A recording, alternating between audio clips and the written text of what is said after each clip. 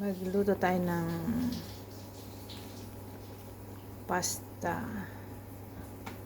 tagliatelle. Itong brand na to. Binili ko kanina sa niluto ko ng 150 grams. Ayan. Nakapagpakulo na ako ng tubig with salt na yan.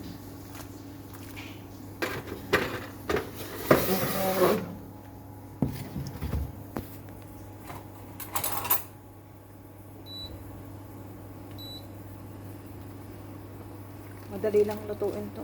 4 minutes. 4 to. Pero hindi lang 4 minutes ang sabi lang sa plastic. Tapos ang ilalagay kong mushrooms. Ito yung champignon na mushrooms. Tapos hiwa ko ng ng manipis. Okay. Lagyan natin ng olive oil.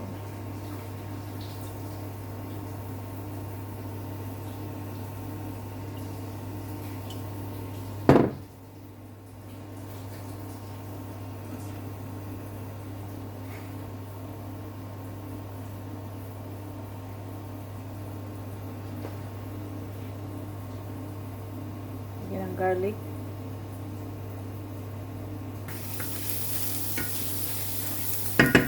Wag masyadong antay na ma-brown yung kasi magiging magiging mapait pag kaya ilagay na natin yung mushroom. Lagyan ng konting salt.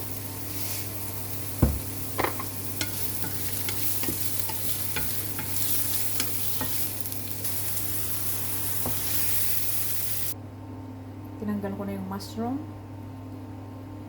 Tapos I heat up ko ulit kasi malapit nang maluto yung pasta. Lagyan ko ulit ng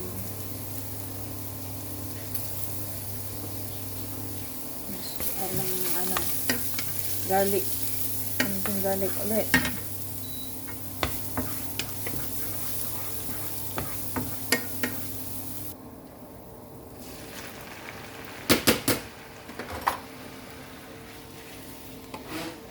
Yan.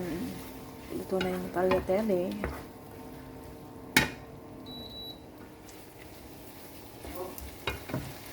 Tapos, lagay ko yung mushroom.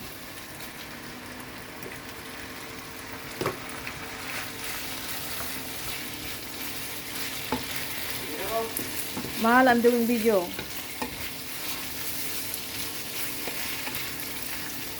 Ay.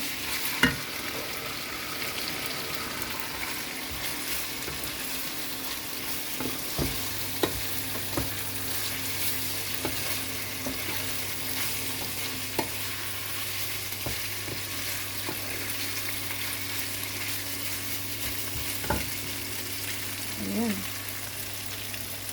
Tapos lagyan ng parsley.